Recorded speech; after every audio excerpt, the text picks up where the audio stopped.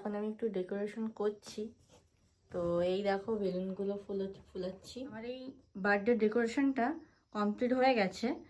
আর তোমাদের কেমন লাগছে এটা কমেন্টে জানাবে। আর এই হ্যাপি বার্থডে লেখাটা এটা আমি আমার নিজের হাতের বানিয়েছি, এটাও কমেন্টে বলবে। এখানে আমি জন্মদিনের জন্য মালা পরে নিচ্ছি।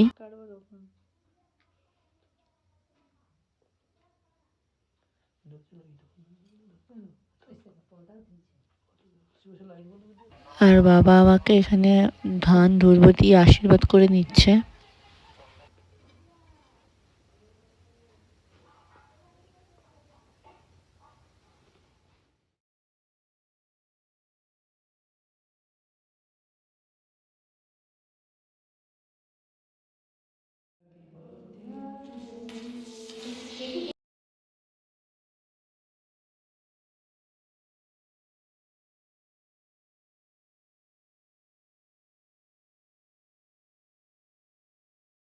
আর এখানে আমার কেক কাটাও হয়ে গেছে, কিন্তু আমি মোমবাতি নেওয়াতেই ভুলে গেছি।